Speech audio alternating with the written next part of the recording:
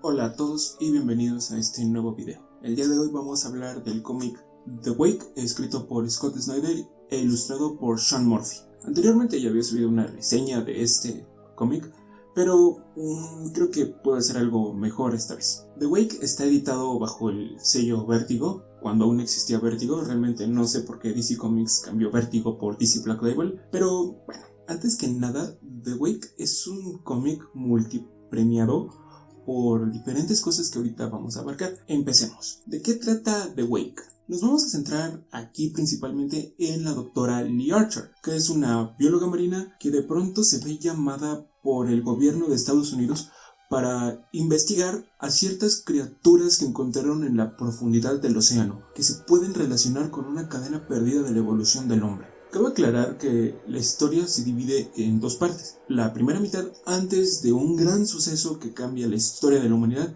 y la segunda parte después de ese suceso.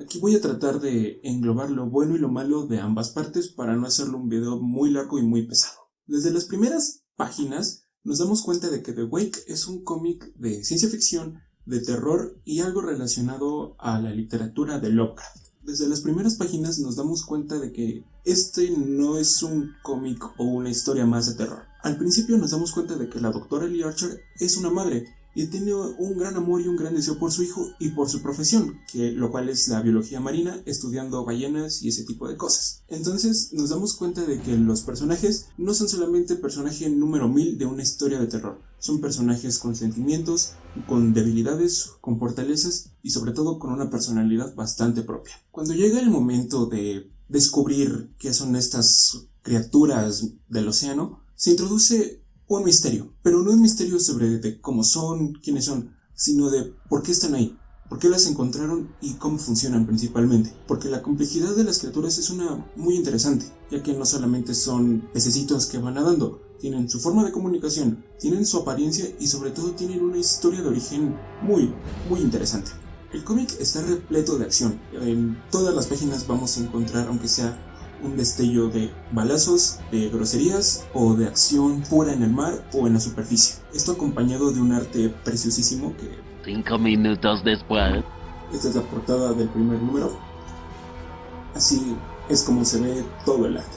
Realmente es un arte muy bonito y se siente real, pero a la vez un poco caricaturesco. Conforme vamos avanzando en la historia, vamos a tener destellos de flashbacks a la historia de la humanidad que nos van a ir introduciendo un poquito más a este misterio de qué son estas criaturas. Aparte de esto, el equilibrio entre flashbacks al pasado, presente y futuro de la humanidad, puesto que, como ya les dije, la historia se sitúa en diferentes partes de la historia de la humanidad, nos da un panorama un poco más amplio. Si bien te puedes llegar a sentir perdido en ciertas partes, no es necesario que comprendas al 100% todo lo que pasa. A veces solamente es necesario prestar atención a detalles bastante pequeños más que la historia en general para darte cuenta que estás leyendo una historia bastante compleja. Solo que, bueno, en la segunda mitad igual pasan ciertas cosas similares a la primera, solamente que ya llegan a pasar en la superficie, ya hay más destellos de ciencia ficción y ya se siente más un cómic de aventura que de terror. Si bien en la segunda mitad ya hay un destello de un enemigo que no son los Mirks, así se les llaman esas criaturas, los Mirks, el problema es el siguiente.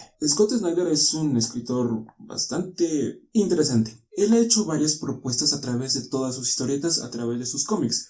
Llámese American Vampire, Dark Metal, Batman Metal, etc. En todos ellos hay un planteamiento muy interesante, pero el detalle es que a Scott Snyder se le va la mano. Realmente sí se le llega a ir de las manos la historia. No porque de repente no sepa qué hacer con los personajes, no porque tenga giros inesperados o cosas sin sentido. Se le sale de las manos porque realmente...